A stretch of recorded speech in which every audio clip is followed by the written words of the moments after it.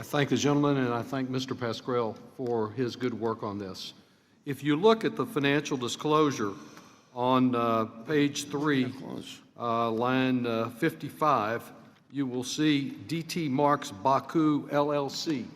And the point Mr. Pascrell has just been making is that if you own an LLC and you pass that income through on your tax return, you've got a series of forms that he was outlining, including foreign gifts that would be disclosed, that we would get through these tax returns. And if these tax returns don't do it themselves, then getting the information that those tax returns would lead to would get information that would relate, Mr. Pascrell, to the very issue that you just raised. And I would ask unanimous consent to include the article, Trump's business network reached alleged Russian mobsters, into the record.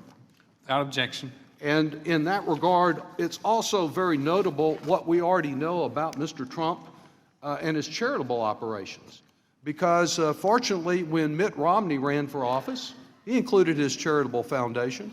When John McCain ran for office, he included his charitable foundation.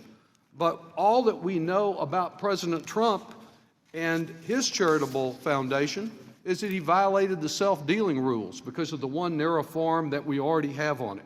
We know that the Trump Foundation reportedly used the charity's money to buy a bigly 6-foot-tall painting of Mr. Trump for $20,000, $12,000 for a football helmet.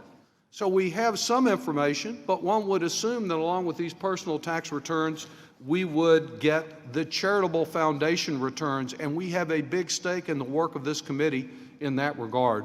And I would yield back so that you can yield to Mr. Pascrell.